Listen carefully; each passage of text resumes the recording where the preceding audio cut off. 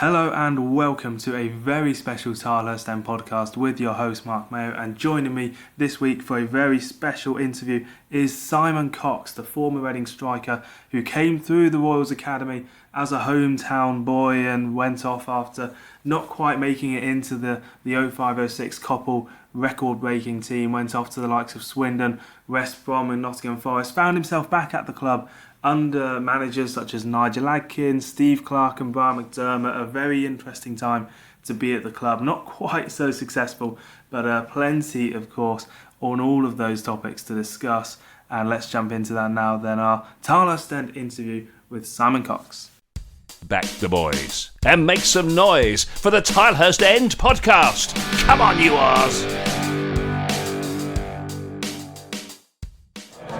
Welcome to the Tilehurst End from a busy central London pub. I suppose every central London pub is busy at this time of year, but that is not important, because as long as you can hear us loud and clear, you're joined by your host Mark Mayo, and on the other end of the table to me is someone from Tilehurst, from the Tilehurst End as well, and that is Simon Cox. How's it going, mate? Yeah, I'm good, thank you. How are you?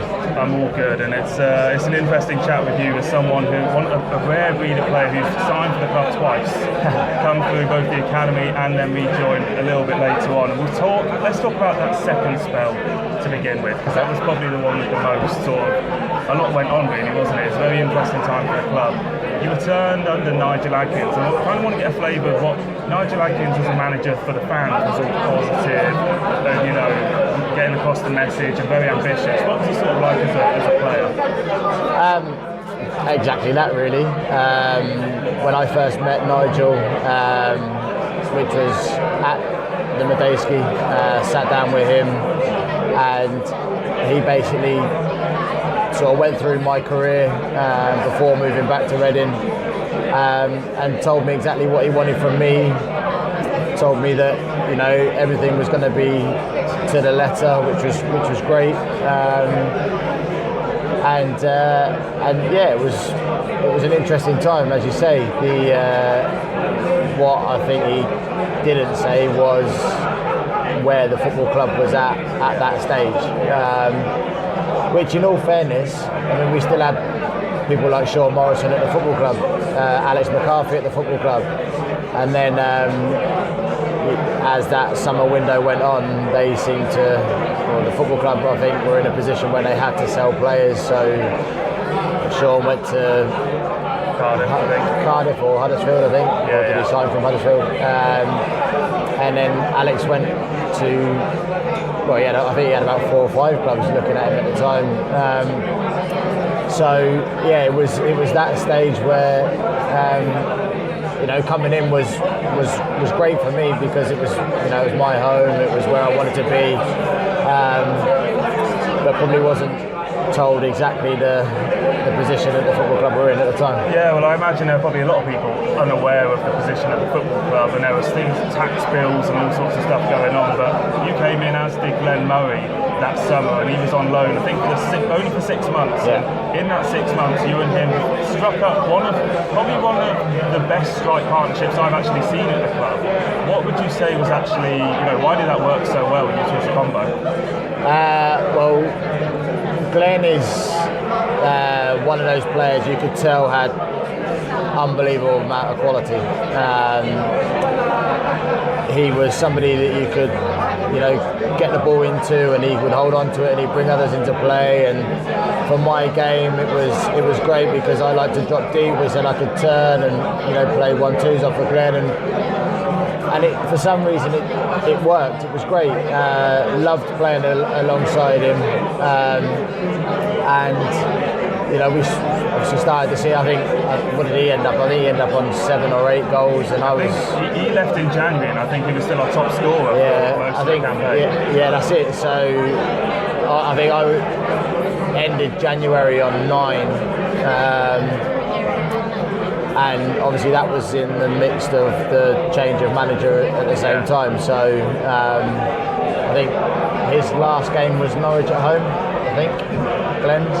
I remember Brighton away being one of them, but I can't remember if the one after that was his last. Yeah, I think his last game was Norwich at home, which was around sort of the New Year marker. And again, like I say, it was when Steve Clarke had just come in, and I was kind of begging to Steve Clarke, do whatever you can. You have to keep him. Like, we've got this good thing going. You know, if you want this good thing to continue, you have to keep him. Whether that's another 6 months or try and sign him. I think they tried to put an offer on the table for him to sign, but Glenn's a Premier League striker, and he went back to Palace at the time and went straight into the team. And I remember he played one of the games on telly against Man City, and gave company a hard time because he probably hadn't played against somebody like Glenn before. So it was just a really good partnership that we struck up. Yeah, and it's a shame almost that Nigel Adkins went during that. What was your sort of feeling as Nigel went? Did you kind of think that his time had kind of gone at the club? Was he not really inspiring the players? What was I mean, I've never felt from any manager that leaves whenever I've been a player under them, I've never ever felt that they've lost the dressing room, as the sort of phrase goes. Yeah. And Nigel, I think Nigel, the most positive man I think I've ever met, sort of just started to lose a little bit of sight from that positivity, and then nothing really changed, in all honesty. We still took training was still a good standard. Maybe the belief, and you got to remember the players that we had in the squad at the time had never been in this situation before. Yeah. So you kind of have to take that into account as well. And Nigel's probably used to having 25 senior players, or with a few young lads in there, and having to call upon an additional one or two from loan and get through. Whereas he didn't have that at Reading. It was, you've got to deal with whatever's in the academy and whoever you brought in. In the summer there was no real chance to go out and get more people like Glenn. And I think that just took its toll on him, really. Yeah, because I think it might have been his last game. It was the 6-1 defeat at Birmingham, or one of the last games.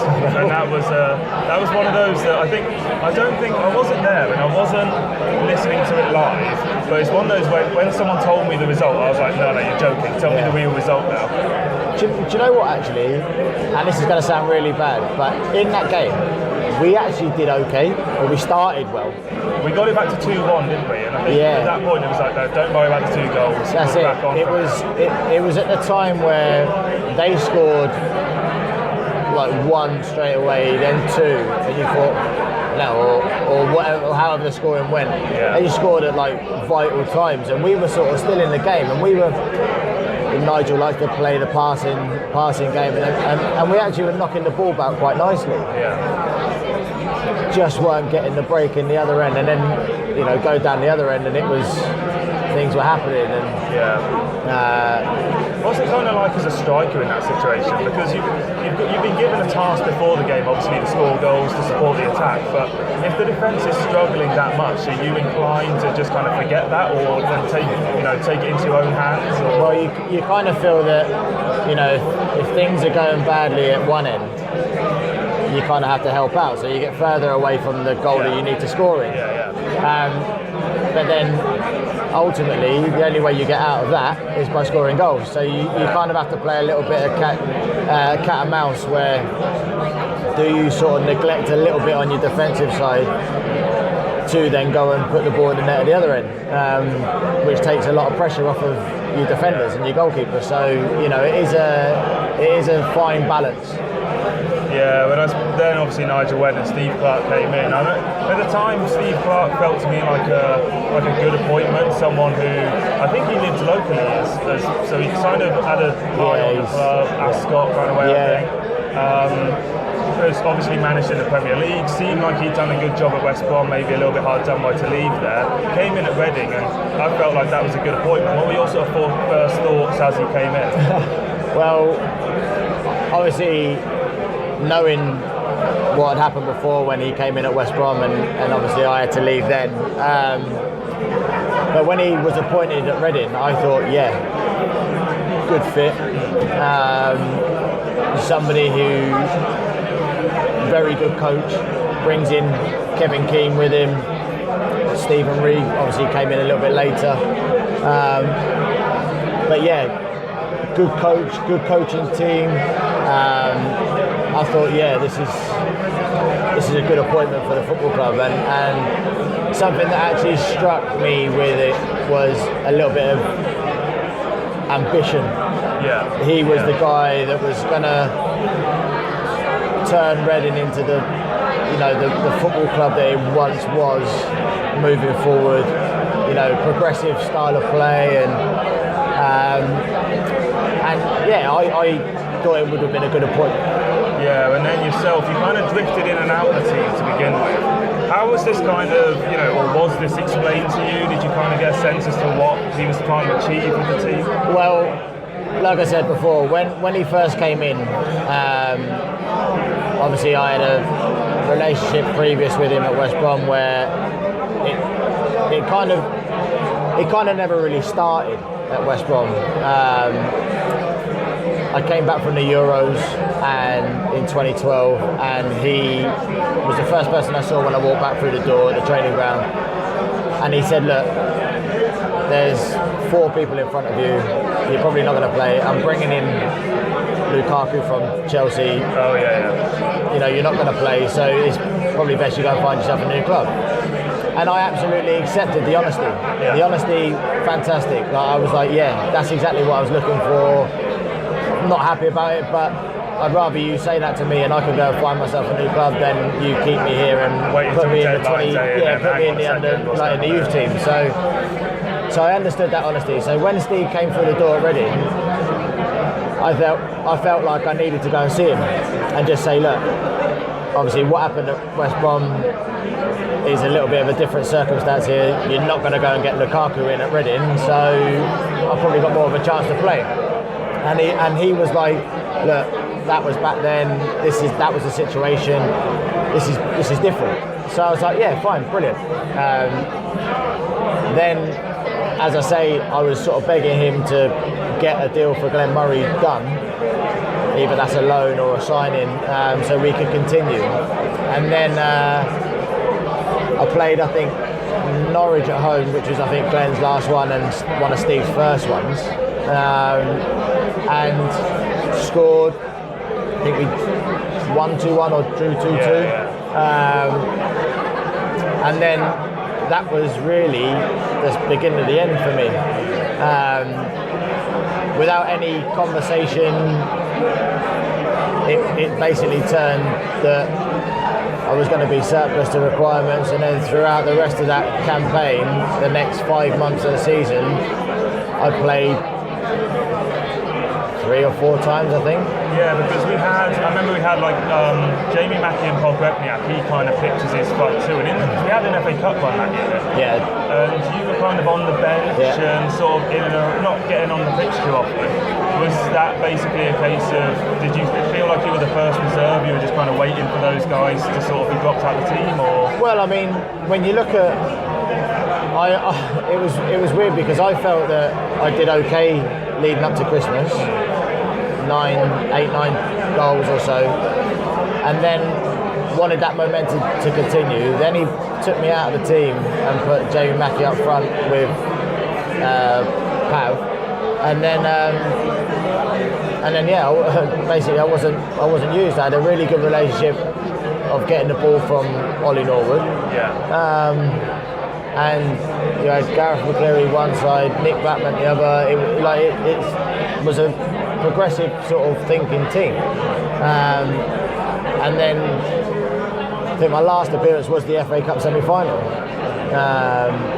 because that was it really. I thought I had an injury sort of niggling away at me at that time, and as soon as that FA Cup was done, I was like, I've got another year.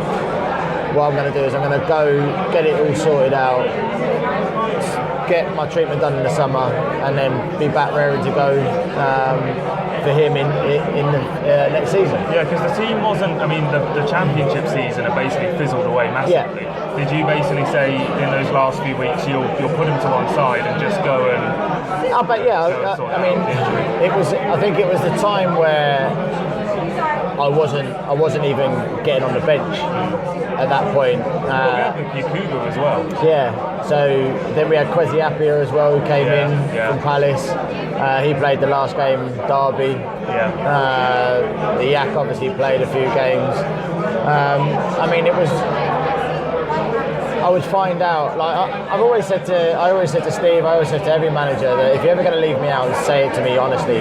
Pull me in before. Just give me an honest opinion, whatever way you're going to go, and I'll take it on the chin. I might not like it, but I'll back you any way you say it. And Steve was always like, yeah, that's fine, but never did it. And there was a couple of games towards the end of that season, or before the FA Cup semi-final, and I was in the matchday squad, and then would find out that I wasn't in the team or on the bench an hour and a half before the game. So when he names his 18, and I always found that to be a bit disrespectful. I always found that to be a little bit of a cop-out, really, like that you didn't want to have that hard conversation. And I remember one game, I can't remember who it was against, but as soon as he finished his team talk, I left and I went home. Really? I said I'm not having that, because for me, I've told you what I kind of wanted and expected. You agreed with me, and you're not doing it. So, and then that was then, and then obviously he was on the bench for the FA Cup game, came on in that game, and then I was like, look, get my injury sorted, and then I can put that. But no, this last 6 months or so behind me, and then we can start again in pre-season. Were you the only player that was kind of feeling like that? Were there other players? Because in the dressing room, was there a sense? Well, I think a lot of people realised it was happening to me a lot more than it was happening to anybody else. Oh, okay. And what was the response that you got there? Well, the thing is that whenever that happens, everybody then turns around to each other and goes, "Oh, who's not made the bench?" And then you say X, Y, or Z, or whoever it was. And then most lads turn around and say, look, you've got to keep your head, don't worry about it, you know, that sort of thing. And then you get some who will say, that's out of order. Yeah. And I'm sat there, you know, and you've just found out that you're not in the matchday squad, and you've got your family coming to the games like I would do normally. And then, and you're going, nah, I'm not having this. Like, he's not talking to me. I'm not, like, no one's talking to me. Why can't you just have a man-to-man conversation? Yeah. Because ultimately we're here for the same goal, getting the team 3 points. So if you want a harmonious dressing room, keep everybody happy. I know that's not always going to be available to him, but I always thought that if you treated people with a bit of respect, they give you that back. It's interesting as a fan to hear that, because I remember Steve Clarke, he sells himself as the honest, straightforward, talking type. So if it feels like that wasn't necessarily... I mean, well, listen, like, I can only go off from my experience. I don't know whether he's... but I always looked at him as, especially when he came in at West Brom, I always thought that from being a number two, and number twos predominantly are the people that if you're not in the team where you've got a question to ask, you don't want to ask the manager, you normally ask them. So they've got a good rapport with the players. So I always looked at number two, especially where he'd been number two, Chelsea, Liverpool, big players. You know, imagine, I don't know, somebody at Chelsea who wasn't playing every week would turn around to Steve Clarke and said, why is he not playing me? And Steve just turns around and goes, I don't know. Well, you need a little bit more than that for me. But I always look at that and think, surely you have to be able to give an answer. And like I said before, I don't have to agree with it, but we will move forward together. That's the ultimate game. Yeah. So what happened over that summer then? Was it a summer of recuperation and recovery? Yeah. So I had the injections that I needed over the summer, and then I was in with Luke Anthony, the physio, basically doing a program, making sure that I was available for when the boys came back from pre-season. Like, I had a couple of weeks off. Most of the days I was in either going down to the local gym for the pool or in at the training ground having rehab stuff, strengthening, bit of conditioning stuff. And then whatever day it was, the last day of June or the 1st of July, and then we were all back in. Yeah. So was it predominantly with the physio then, and were there any other players who were in then as well? Yeah, you normally get, obviously, if you get local lads, they normally come in and use the facilities at the training ground, like the strengthening stuff or the treadmills and stuff or the bikes, if they haven't got their own gyms that they go to. But yeah, it's normally physios and a couple of, like, if there's any other injured players, they're normally in.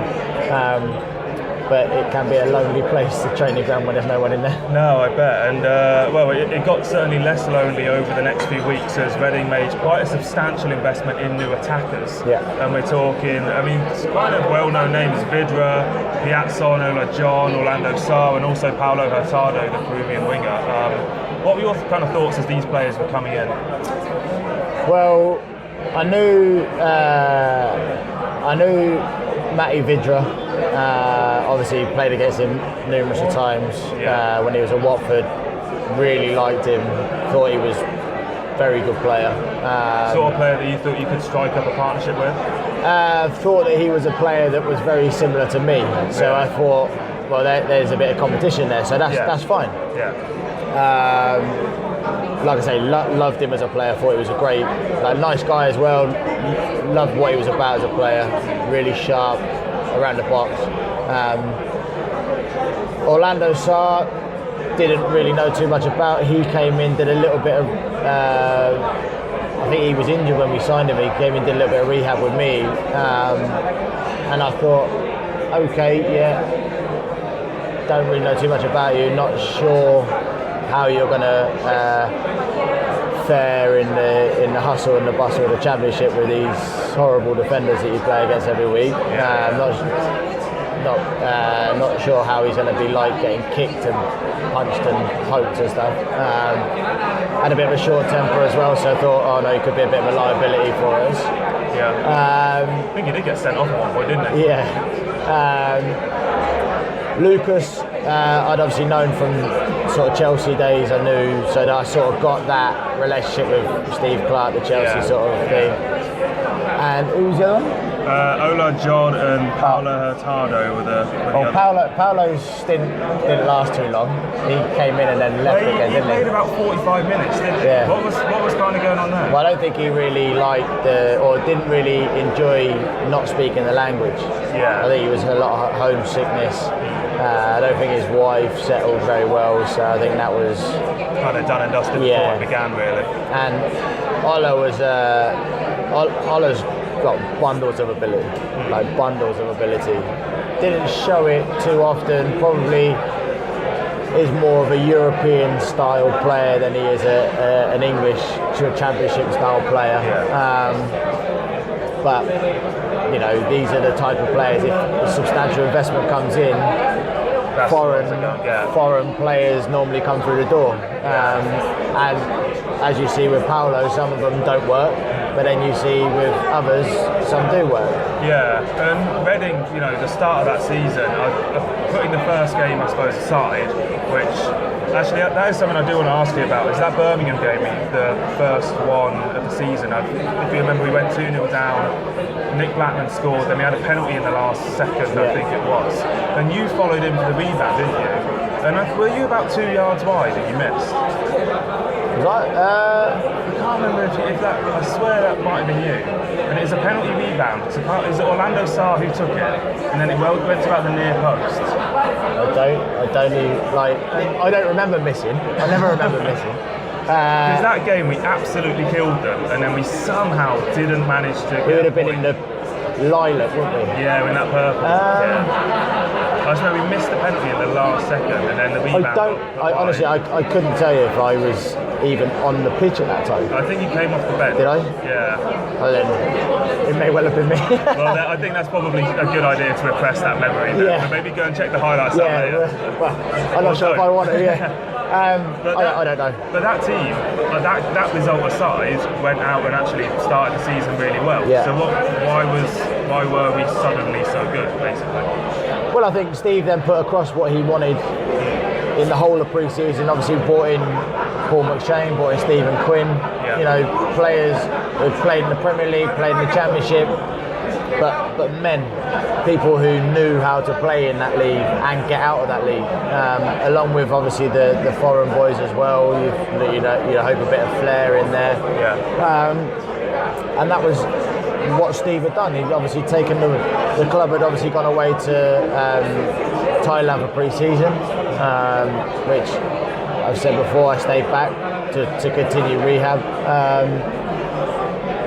But it was predominantly a very good, tough pre-season. Like I say, he got his philosophy across. He got the style of play he wanted, and everybody sort of knew exactly what was what.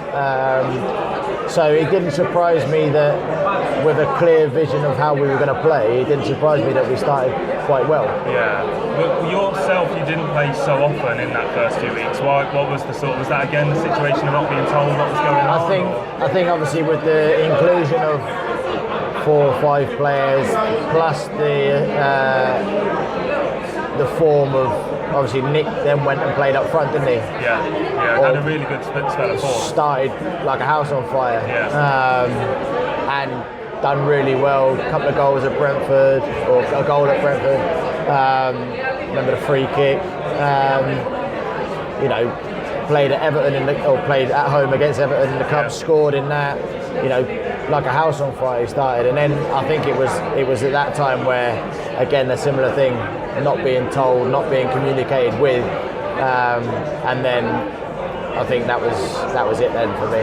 Did you feel like when it kind of happened again that you kind of had enough of being under? Well, the Everton game was the final straw for me, because ultimately in sort of cup games, early cup competitions, you normally obviously win the first round, you get a decent team in the third round, and we got Everton, and it was at the time where most of the starting 11 had played most of the games. Yeah. So there was a chance to get.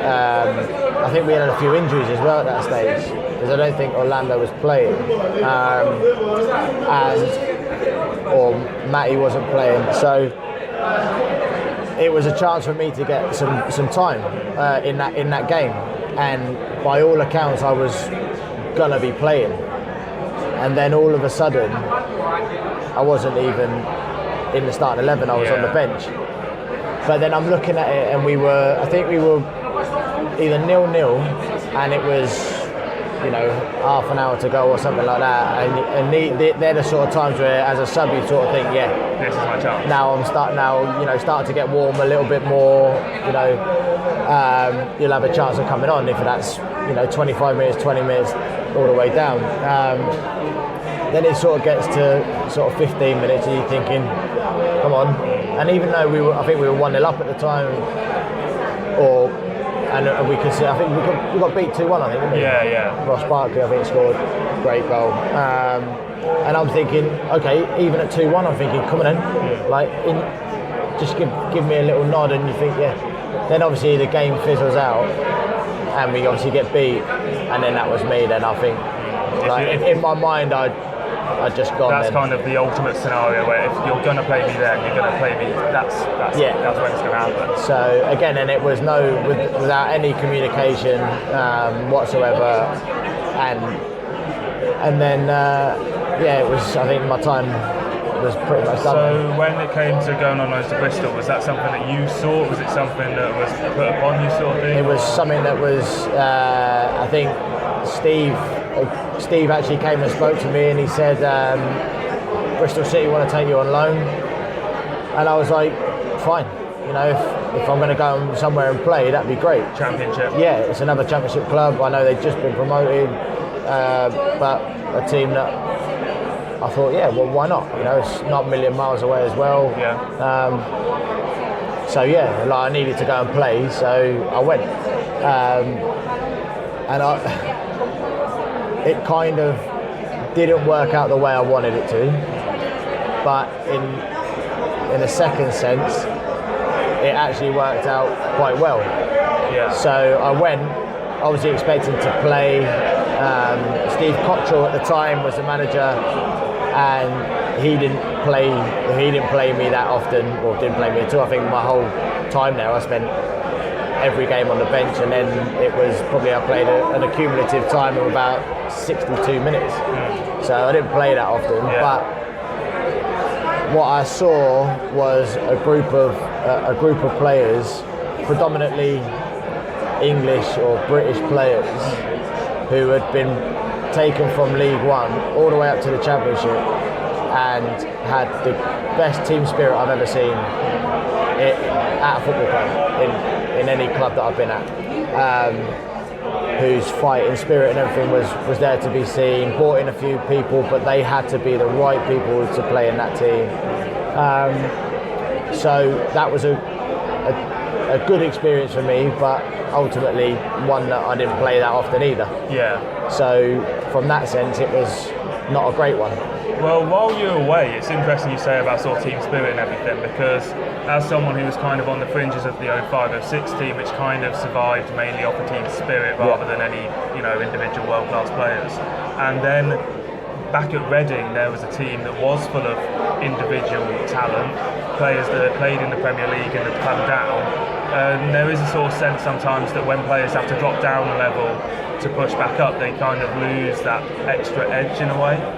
Yeah, I mean, if you were in my second spell with the sort of the new people that came in with the new investment and the more foreign people, or not necessarily foreign people, but people who don't know about Reading as a football club, it's very hard to get across to them what Reading Football Club is all about. And if they don't know any of the history and they don't know that, Reading won the league and got to 8th in the Premier League, they don't know any of this, and they don't know that Reading's predominantly like a working man's club. It's people that work hard, work long hours to give people a good chance. If they don't know any of that, they come in, they just see a ball and they kick it, and then it's and then they go home and they come back the next day and do exactly the same. So it's very hard to get that team spirit if you don't know anything. And what would you say then is the reason that while you were at Reading kind of just fell off a cliff basically in terms of their form? Because there was that game, I think it was Fulham away, Reading were 2-0 up, absolutely cruising, and then conceded 4 goals, lost 4-2, and I think from then on everything just wasn't the same again. That was the same sort of time where Steve had sort of spoken to Fulham, or didn't go. There was that as well, They had that, didn't they? So I think that if you talk to a football club and don't go, there's always there's something in the background that makes you think as a player that, well, why is he back here? Why did he not take that job? Because obviously he wanted to take that job. So I think as players you sort of thought, well, if you were going to jump ship, now you're back. So why have we got to play for you anymore? Not that any of them were saying this, but kind of like in the back of your mind, and loses 1%. That's it. So and then ultimately form dropped off, and Steve ended up losing his job, and Brian came back in. Yeah, and was Brian McDermott someone you were very familiar with from your early days at the club? Yeah, so I had Brian as reserve team manager in my first spell. And that reserve team won the league as well, didn't it? Chief Scout. He was obviously, Brian's pretty much done every role in that football club, so he knows the football club inside out. He obviously been a manager, won the league as well, got Reading promoted into the Premier League, so he knows exactly what it is or what it takes to get Reading out of that league. It was a different feel this time around when he took over though. Yeah, so what, again, the results didn't kind of come, so what was that, what would you put that down to? Probably the players that he had available to him.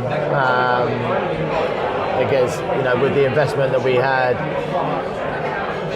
they're not Brian's type of people. Brian likes the hard-working the player. He was the one who was the thought process behind signing Shane and Kevin Doyle, and these are the kind of people that he likes, ones who work all day and all night for you. So potentially someone like Ola John, who's not going to, you're probably not going to take him in the trenches with you.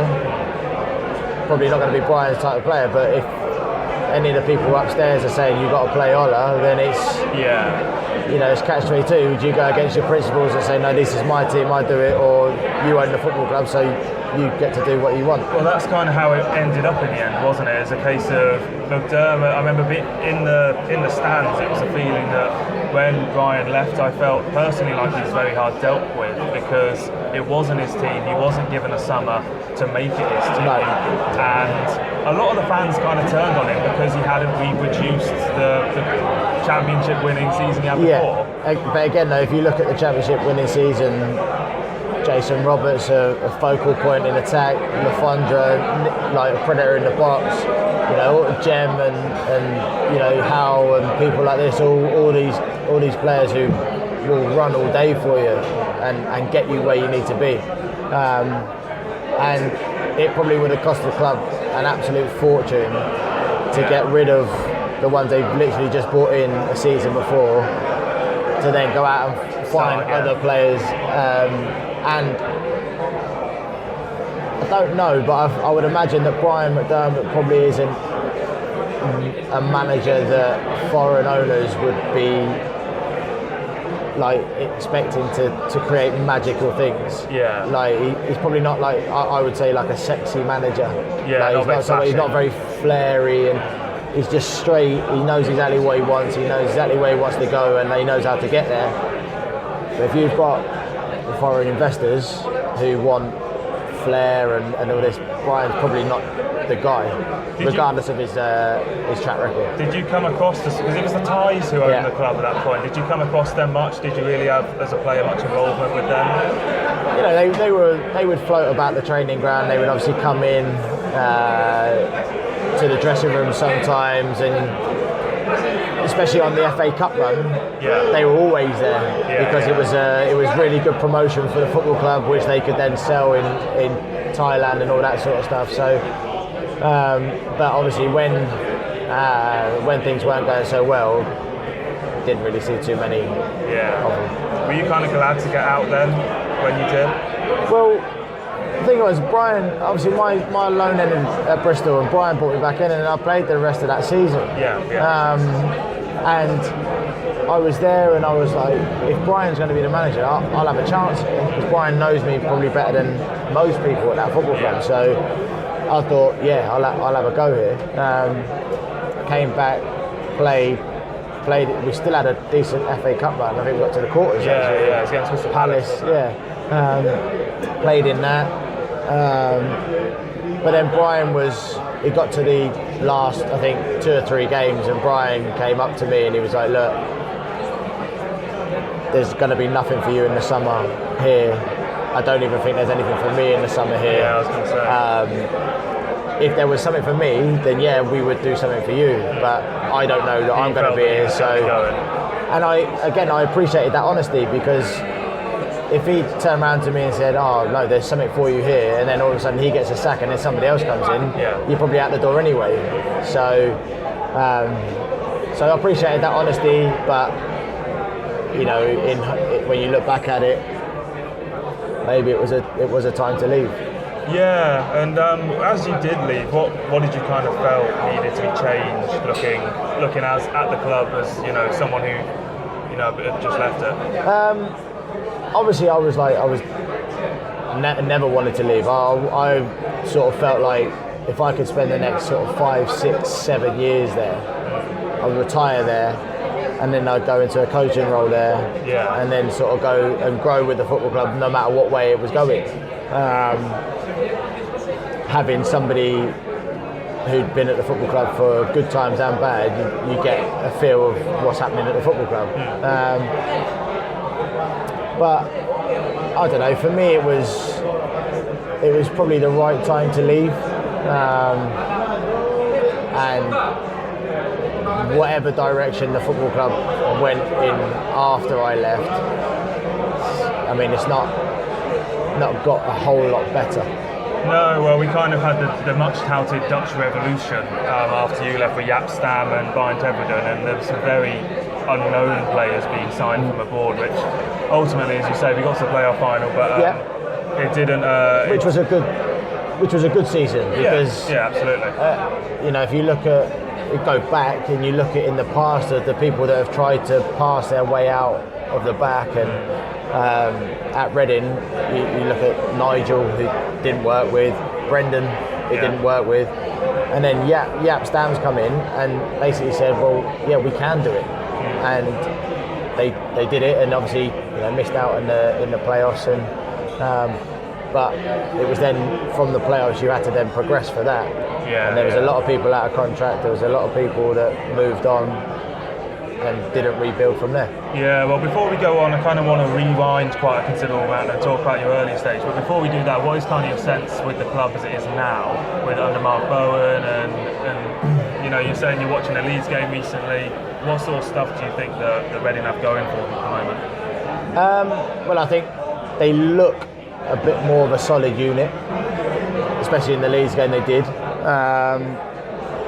Obviously Mark Bowen's come in, had sort of a mixture of results, but it's very early stages for him. Another number two who's turned into, we seem to have a lot of those, like famous number twos, Paul Clement as well.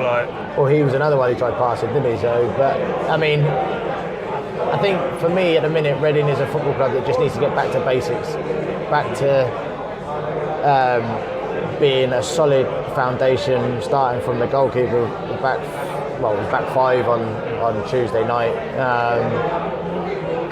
but had, obviously, I know Chris Gunter came back in because there was an injury, but having him and Gareth McCleary, people that have been at the football club for a while, they can hopefully sort of drag a few with them in the direction of that.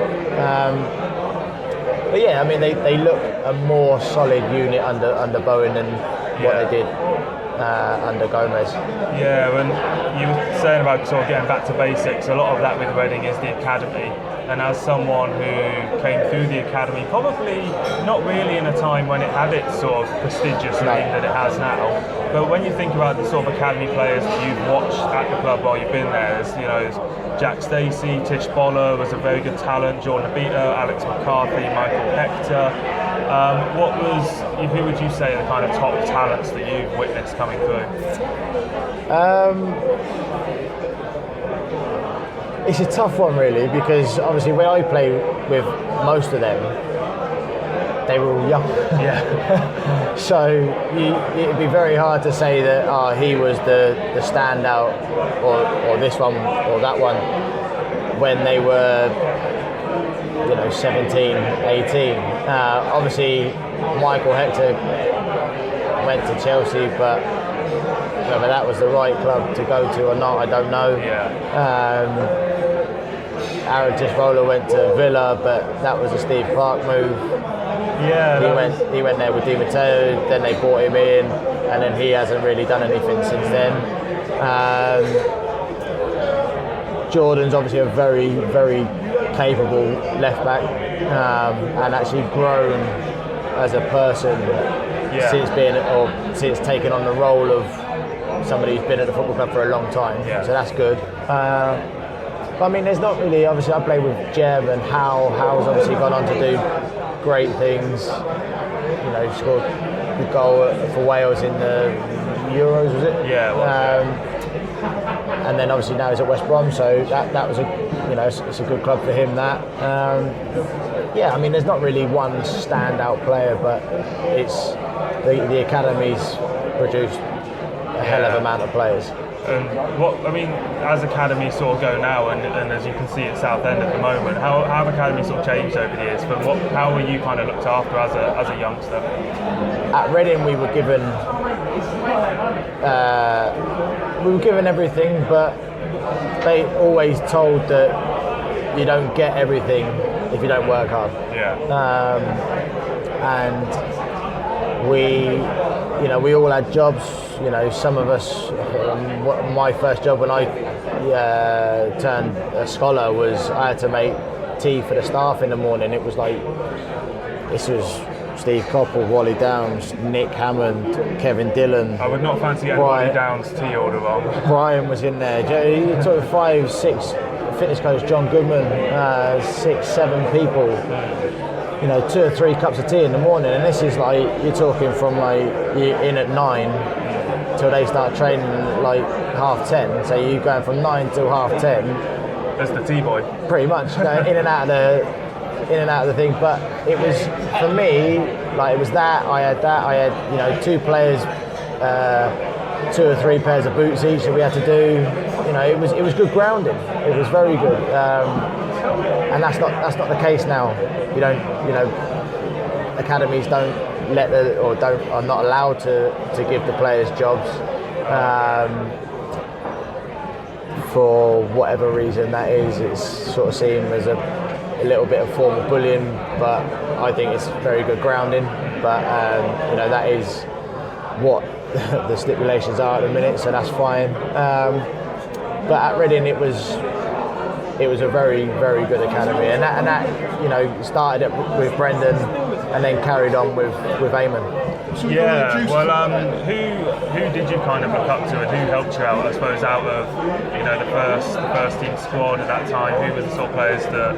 Well, we had obviously what you wanted somebody from the academy to be in the first team or in the first team squad, and there was always, you have your first year your first year scholar, your second year scholar, and either you go to a third year scholar or you go into first year pro. Yeah. And if you're first year pro, you sort of normally train with the first team. So if you're a first year scholar, you always look up to them. Yeah. And in that sort of era, who did they have at the time? Like Johnny Mullins was one who obviously went on to have an okay career.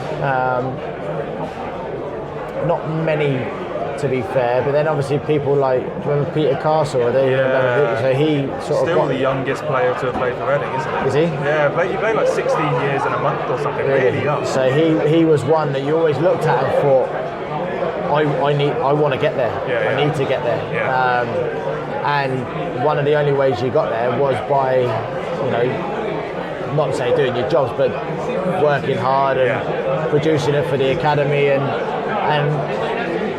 having the backing of Brendan at the time or Eamonn, and there was like a sort of an era in the academy where things started to work, and that was sort of just around the Eamonn sort of era really, where he was basically saying to everyone, look, we believe in you. The manager believes in you, but he needs to see what you're capable of, and it started to work. Yeah, and it's interesting with Eamonn Dolan and it working and everything. What if you had to sort of say his sort of personality, as it were? What would you say are the kind of reasons why he was so revered? What did he do as a person? He was just he was an amazing guy. He was just very, very infectious. Like, I mean, some of the things he used to say were mad, but and when you look back at him, if I see Jem or Simon Church or anything, you talk about Eamonn and you say, oh, do you remember when he used to do this? And it just brings a smile to your face because it was, some of it was just, I mean, he would say, like, he used to say, if I walk up to you in the street, do a double move, and a double move he meant by go left and go right. So if you go up to somebody on the pitch, you've got a chance of going left, go right, but you're practicing it out on the street. And you're looking at it going, I'm never ever walking down the street going left and right. That's it, you know what I mean? So you're never ever going to do it, but you sort of got the sort of type of person that he was. He wanted you to be a professional from the moment you wake up to the moment you went to sleep. And that doesn't matter whether you're walking along the street or whether you're out on the training pitch. So he was just ultimately infectious in every way possible. Yeah, kind of eat, sleep and breathe football sort of guy. Yeah. And how was Steve Coppell as a young player? Because I think when I've spoken to players under that, they've always said that he was a bit kind of, didn't speak too often, but when he spoke you kind of listened to it and everything. But with young players, I get the sense you might need a bit more feedback and stuff like that. So how was he to work with? Well, Steve Coppell, like as a young person coming through, as a first year scholar, he had that scare factor. Really? Yeah, like I was always like, I didn't never want to bother him, like because he had the first team to deal with. Yeah. And if you asked him a question, it was like, why are you asking me? You've got X, Y, and Z to talk to. It's only when you sort of move up a little bit, you get to your second year scholar, your third year pro, or your first year pro, is when you sort of feel a little bit more comfortable to talk to him. Yeah. Plus I was getting him tea every morning, so I was expecting him to talk to me. But he was great. And I've listened to sort of podcasts that he's done previously. And he was genuinely like a really, really nice guy. But as somebody who never really played under him, never really got to experience the man in the dugout. I got to deal with the man at the training ground. And that was, for me, sometimes a little bit more scarier because he had that sort of weird, scary, So that was where, when I said to you earlier about talking to your number 2, Kevin Dillon, I would talk to Kevin Dillon all the time and say, how do I get a chance to be in the first team?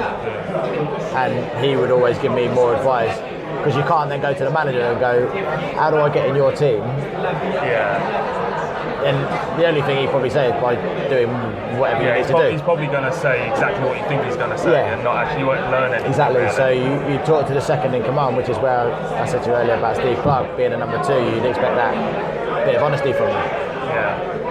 But he was great, Steve. I got a lot of time for him. I've seen him numerous times since I left, and he's always got time to talk and. Really, like, and he was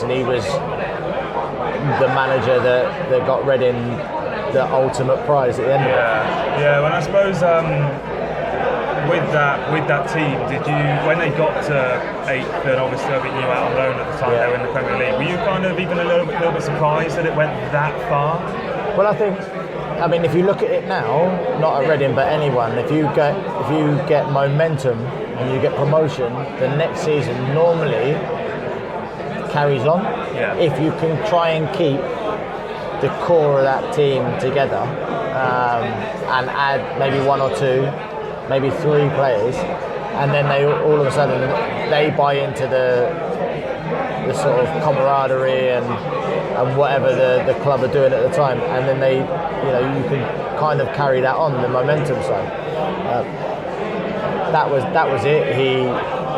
Reading at that time just had ultimate belief in what they were doing, and then when they moved into the Premier League, it continued. None of them, I don't think, unless Sol Ki-hyun had played in the Premier League, I'm not sure, but none of them had played in the Premier League. So they were basically walking into something that they didn't know. And what was there to be scared of? The fact that, they would lose, but no one expected them to win. But then all of a sudden you start winning, and it carries on again. And you get to 8, and then that's where the problems start to come in. Well, I think it's very interesting that of that team, obviously, how many, like 8 or 9 in the end, got big money moves elsewhere. And how many would you say succeeded in those clubs? Maybe 1 or 2? It comes in Kevin Doyle, Nicky Shorey, the thing is though, what do you deem being successful? Like, does City going to Chelsea say success? Well, that's he didn't play that often. Kit's going to Stoke didn't really work out that well for him. Shorey went to Villa. Doyle went to Wolves. I mean, there was a few. Do you know what I mean? There was a good few left. But did any of them really? I mean, Doyle had a really good career in the Premier League. Obviously, scored loads of goals and stuff. Kits did okay, but none of them cemented their way. City went Chelsea, Stoke, Villa, Fulham. Yeah. Like, he spent a lot of time in there. It was only really sort of not towards the end, but after he left Chelsea is when he started to be a Premier League player. Yeah, that's the thing is, I suppose, because for you as well, when it came about, obviously, winning the league and everything in 05-06, I think I remember hearing you say before that winner's medal isn't really a winner's medal that you have as like something that you fully earned, as it were. So what's the sort of, how do you kind of feel about that, looking back on it now, good, was it now? We were just talking before, actually, it's about, I think it's 14 or 15 years to the day since your debut, because that was the Plymouth game, which is this week kind of thing. So how do you look back on your place in that achievement? I'll never change it for anything, because I was part of something that, I'm not going to say will never be achieved again, but it's going to be a while before anybody achieves 106 points. But I think sometimes I always looked at it as I was the guy in the background, never the guy in the front of it, and playing the part that I played, 2 or 3 league games, 2 or 3 cup games, they mean the world to me, of course they do, and I was part of something, like I say, that I'll never ever change. But do I feel like I deserve the medal? Probably not. Am I grateful to have one? Absolutely. Is my name in that record book? Yes, it should be. Whether it is or not, I don't know. But it's, I think sometimes you feel like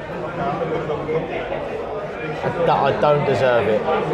Like, if you ask people, who were the strikers in that season, I wouldn't be one that anybody would say was part of it. You would always say the 4 that were there.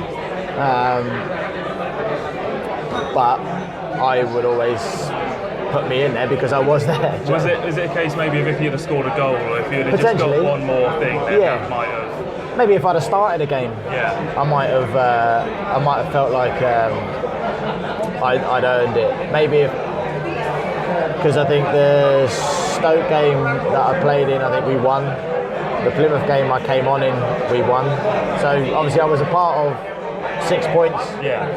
So that was good.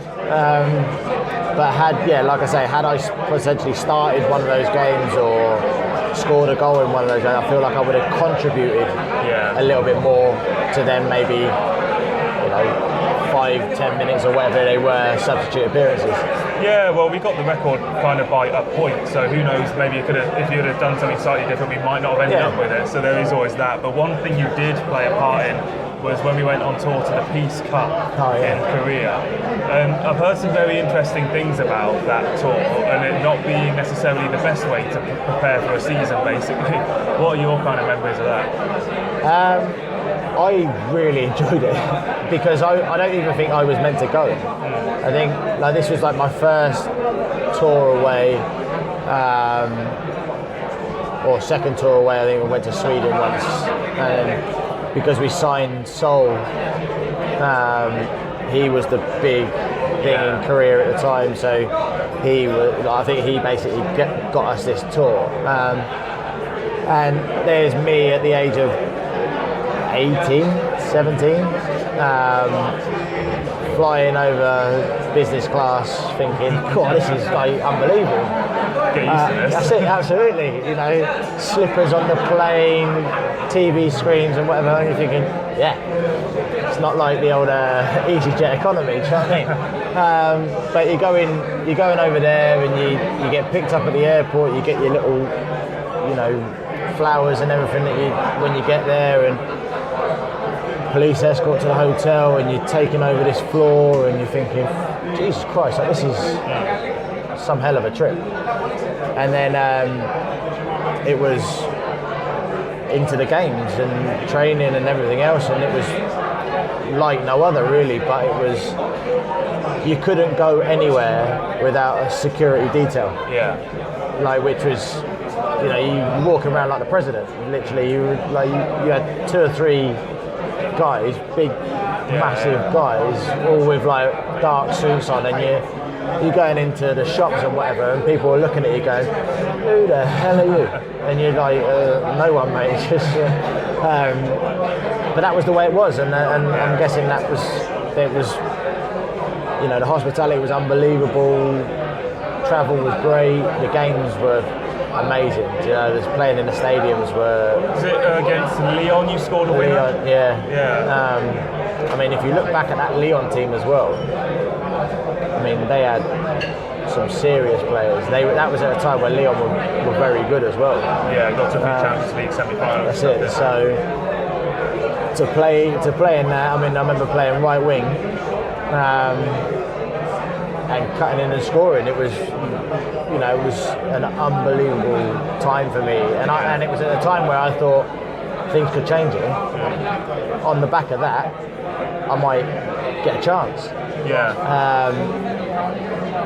But maybe when we got back, it probably didn't work out that way for whatever reason. And Reading were playing in the Premier League and I wasn't. Well, and you got sent out to Swindon and did very well at Swindon. Why do you how do you think that Reading, why did they kind of let you go? Did you think it was a case of classes get first team experience? Yeah, I mean, obviously I'd gone out to Brentford and Northampton in the season before, and I went out to Brentford as a midfield player. Didn't really work out that way because Brentford and Reading had a really good relationship. Obviously, Wally Downs and Steve were obviously part of their staff before. And then I went to Northampton as a striker and then ended up scoring a couple of goals. I think I scored 3 goals in 6 or 7 games. And that was at the end of the season. And that was where I got my belief from that actually, I can do this. Because going to Brentford and not scoring, and ultimately that ended up with Brentford getting relegated to League 2, I think it was. In the back of my mind, I was like, not sure this is what I want to be, and then all of a sudden you start scoring a couple of goals, and you think, actually, I can do this. So that gave me good belief going into the next year, which then, like you said, I went to Swindon and actually things just clicked for one reason or another. I had a choice between going to Swindon or going to Yeovil, and Yeovil was miles away. Yeah. So Swindon was down the road from obviously where I lived in Tilehurst, so it was a good fit for me. I could live at home, I could travel in. Yeah. I really enjoyed my time.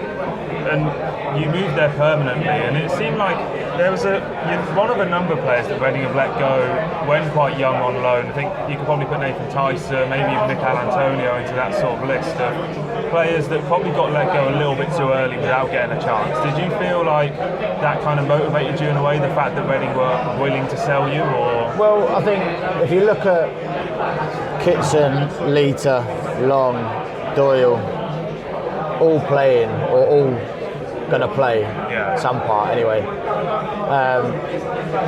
Where was I going to get a chance? Even in the cup games I was on the bench.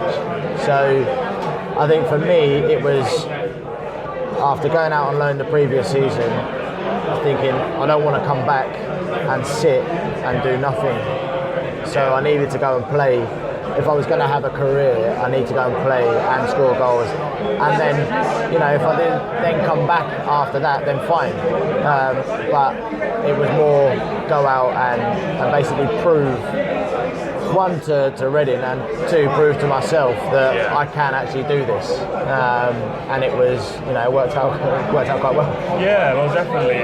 We're in a position now where we can kind of look back over the 2 spells, and looking back at the sort of players that you played with, obviously, you can pick the most talented quite easily, but who were the kind of most interesting characters that you played with? At Reading? Yeah, well, I'm kind of thinking of Pogrebniak was a bit of a character. Yakubu as well was this, very interesting sign that we managed to pull off. Well, Jamie Mackie, hands down, will be the ultimate joker that I've ever played with. Even though his spell was quite short, but he he came in and he might not know anybody in a room, but he could basically have everyone in stitches. Yeah. Like, he's one of those kind of guys. Obviously, Jem has had an unbelievable career, done really well at Reading. So that's great for him. I just really enjoyed. There was never really anyone go the other way. There was never really anyone I didn't like, or didn't enjoy playing with at Reading for any reason. I always like to think that I came in at a time where the likes of Jake Taylor was young, Ryan Edwards was young, Aaron Cole was young, Jordan was young. We had all of these, and they sort of seen me come in and it might have helped them a little bit. But I always like to think that, especially in the second spell when I came in, there was no one there that I thought, oh no, I don't want to play with you, or anything. But then obviously when you start bringing in the likes of Orlando Sarr and Matty Vidra, and then things start to feel like you're not being treated well, or you're not going to be part of it, that's when I think it starts to become a little bit more sour, not towards the players, but towards the football club. So then my love for the football club sort of diminished a little bit because of the way I was being treated. Not from any player's fault at all. Yeah, well, I suppose we'll round off. Thank you very much for coming and having a good chat with us. And I want to talk about, to round it off, is just where you see yourself in the future now. Because you spoke to us on the website a couple of weeks ago and said coaching and that sort of thing is what you want to get into. Is that really where you're sort of setting yourself up? Yeah, for me, I'm doing my A licence at the minute, so hopefully finish that off in the summer, and then play for potentially another sort of 2 or so years. And then I'd like to find myself in a coaching role wherever that would be. But if I was able to get an opportunity to come to Reading and get a coaching role somewhere in the academy, or in the under 23s or whatever that is, then I feel like I could add a lot of value to that position. Obviously, I've just seen Reading have got rid of he left the academy manager. Just left. Roddy, which, to be honest, we know very little about what's actually happened with that, but we do seem to know he's left. So it's weird. There seems to be a lot of sort of turnover behind the scenes these days. So there is always. Well, I suppose that's a kind of a good thing for me if they turn over a lot of people, but obviously that doesn't mean that you have a long time at the football club. Yeah, exactly. I think for me, ultimately, it's continue playing for the next couple of years. But I would love to find myself somewhere along the line at Reading as a coach, whether that be the manager or assistant manager or in the academy, because I've been there, I've seen it, I've done it. I know top to bottom that football club. So it would be something that would interest me very much. Absolutely. Well, thank you very much for coming and having a chat with us. Hopefully those listening haven't been too crowded over by the various people having a nice drink around us. But thank you very much, Simon Cox, and best of luck for the rest of the season with Southend. And who knows, hopefully we'll be seeing you at the club again in not too long time. Cheers, thanks very much. You're listening to the Tilehurst End Podcast by Reading fans for Reading fans.